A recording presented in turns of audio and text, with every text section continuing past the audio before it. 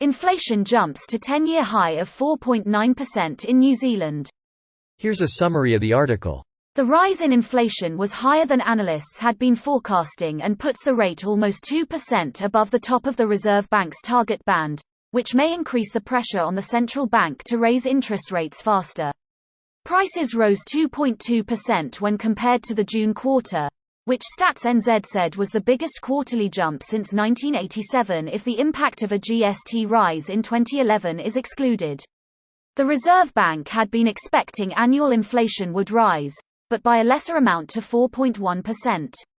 Westpac economist Satish Ranchod described the 4.9% inflation rate as well above market forecasts. Prices for the construction of new houses were up 4.5% over the quarter, and up 12% over the year. Transport prices rose 4.2% in the September quarter, due to higher prices for petrol, as well as international and domestic airfares. Petrol prices rose 6.5% in the quarter and 22% for the year. This post received a score of 1900, with an upvote ratio of 96%. Here are the top comments in response to this article. Low wages, shit houses, skyrocketing house prices, high inflation, beautiful country for the few that can live without ever increasing anxiety. No wonder our suicide rates are atrocious. Honestly, I don't know how cost of living isn't closer to 7% plus considering the price of goods increasing so much. CPI inflation reports deliberately avoid things increasing in price.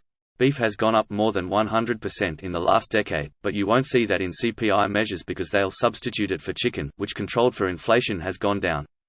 It also doesn't keep track of cost of housing, so the real inflation people experience is going to be considerably higher. Goods also aren't uniform. Food has increased considerably, but electronics have fallen slightly, so if you only report averages it can make it seem like food hasn't gone up as much because a new TV is technically cheaper than the year before. Beef and chicken are measured separately as meat and poultry. So yes, beef is included in CPI. If it gets too high they can play with the weighting, substitution, and hedonics are ways they legally manipulate CPI stats.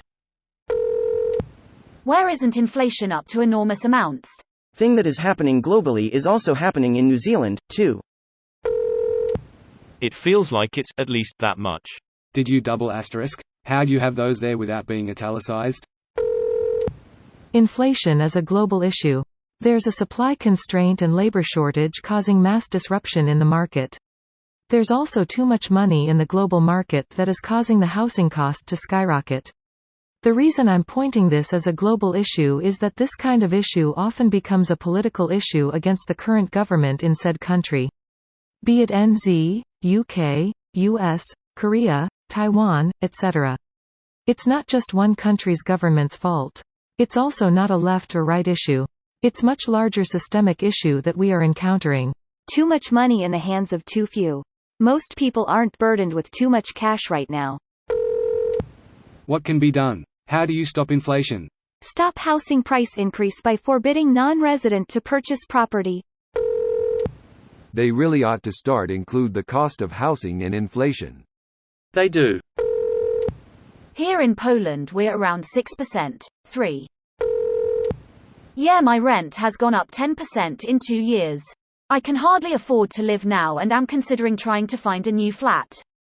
But unless I want to live in a shithole with like 7 other tenants I probably won't be able to live any cheaper. It's such fucking bullshit, man, I hate it. This video was automatically created by Reddit to speech.